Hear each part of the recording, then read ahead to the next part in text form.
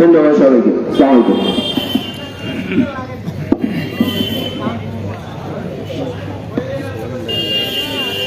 এ পর্যায়ে আমাদের এই প্রতিবাদ সমাবেশের মধ্যমণি পিরোজপুর 3 আসনের শাপলাকলির প্রার্থী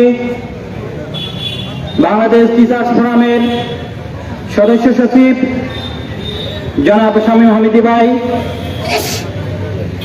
তার প্রতিবাদ সমাবেশের সমাপনী বক্তব্য পেশ করবেন। আসসালামু আলাইকুম। সম্মানিত প্রিয় সাংবাদিক বৃন্দ এবং যারা শুনছেন, আজকের একটি ভারাক্রান্ত হৃদয় নিয়েই আপনাদের সামনে দাঁড়িয়েছি। যেটা হবার কথা ছিল না, আজকের আপনাদের সামনে দাঁড়ানোর কথা ছিল বুক ভরা উচ্ছ্বাস নিয়ে। কারণ গতকালকের সন্ধ্যাবেলায় আমাদের বহুল কাঙ্ক্ষিত ত্রয়োদশ জাতীয় সংসদ নির্বাচনের তফসিল ঘোষণা হয়েছে। দেশে যখন একটি উৎসব মুখর পরিবেশ বিরাজ করছে, তখন ঠিক 24 ঘন্টা না পেরোতেই বাংলাদেশ যাতে তার কাঙ্ক্ষিত লক্ষ্যে না পৌঁছাতে পারে, সেজন্য জুলাইয়ের শক্তির উপরে, জুলাইয়ের পাখিদের উপরে টার্গেট করে হামলা করা হচ্ছে। আজকের ওসমান হাদিরা যুগে যুগে জন্মায়, শুধু জন্মায় একটি দেশ, একটি জনপদকে সঠিক পথে নিয়ে যাওয়ার জন্য। তারা জন্মায় আধিপত্যবাদের বিরুদ্ধে কথা বলার জন্য, তারা জন্মায় ফ্যাসিবাদী ব্যবস্থাকে ভেঙে দেওয়ার জন্য। ঠিক যখন ওসমান হাদি একা দাঁড়িয়ে চ্যালেঞ্জ করেছেন সংসদে 299 এমপিকে তিনি একাই জবাব দিয়ে তার মুখে দাঁড় করাবেন, সেরকম একটি সময়ে ওসমান হাদিকে সন্ত্রাসীরা টার্গেট করে গুলি করেছে তার মাথায়। আজকের ওসমান হাদি জীবন মরণের সন্ধিক্ষণে দাঁড়িয়ে আছে, মানে বাংলাদেশ আবার জীবন মরণের সন্ধিক্ষণে দাঁড়িয়ে আছে। এক গভীর চক্রান্ত, যেই চক্রান্তের জাল 54 বছর ধরে আমাদের বাংলাদেশকে কুড়ে কুড়ে খেয়েছে। সেই অপশক্তি এখনো 5ই আগস্টের পরেও ফ্যাসিবাদ বিদায় হলেও ফ্যাসিবাদী ব্যবস্থা এই দেশ থেকে আমরা বিদায় করতে পারিনি। সেই ফ্যাসিবাদী ব্যবস্থা টিকিয়ে রাখার জন্য আজকের ওসমান হাদির উপরে গুলি চালানো হয়েছে, যাতে যে লক্ষ লক্ষ ওসমান হাদি এদেশের জন্ম নিয়েছে তাদের কণ্ঠকে চেপে ধরা যায়। এই ওসমান হাদিরা যদি কথা বলা বন্ধ করে দেওয়া যায়, আবার এই বাংলাদেশ তার পথ হারাবে, আবার ফ্যাসিবাদ এই দেশকে আঁকড়ে ধরবে। ওই সাম্রাজ্যবাদী লেলুপ শক্তি আবার আমার এই দেশকে তিলে তিলে ধ্বংস করে দিবে।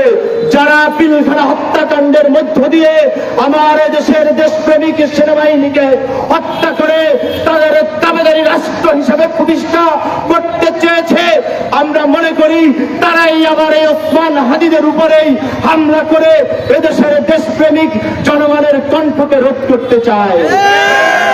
কিন্তু সাবধান করে দিচ্ছি, বাংলাদেশপন্থী জনগণ আর কোন ভয় ভীতি হামলায় যে ভয় করে না, সেটা 5ই আগস্টেই দেখিয়ে দিয়েছে।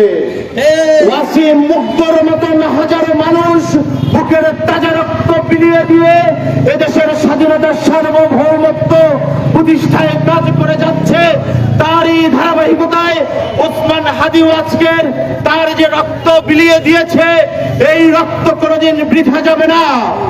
কিন্তু আমরা বর্তমান সরকারকে মনে করিয়ে দিতে চাই, গতকালকের যখন তফসিল ঘোষণা হলো, তখন ঢাকা 8 আসনের একজন হেভি ওয়েট প্রার্থীর এ যদি অবস্থা হয়, তাহলে এদেশে কি নির্বাচনের সুষ্ঠু পরিবেশ আপনারা তৈরি করতে পেরেছেন কিনা, সে প্রশ্নটি আমি রেখে গেলাম।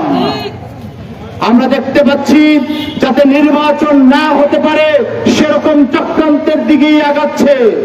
আমি এই সরকারকে আরো দৃষ্টি আকর্ষণ করতে চাই, আপনারা 5ই আগস্টের পরে এদেশের যে অবৈধ যে অস্ত্রগুলো ছিল সেগুলো কেন আপনারা উদ্ধার করেননি? নির্বাচন খুবই আসন্ন, তখনও দাঁড়িয়ে আপনারা এই অবৈধ অস্ত্রগুলো যদি উদ্ধার না করেন, এই জননিরাপত্তার দায় কে নিবে?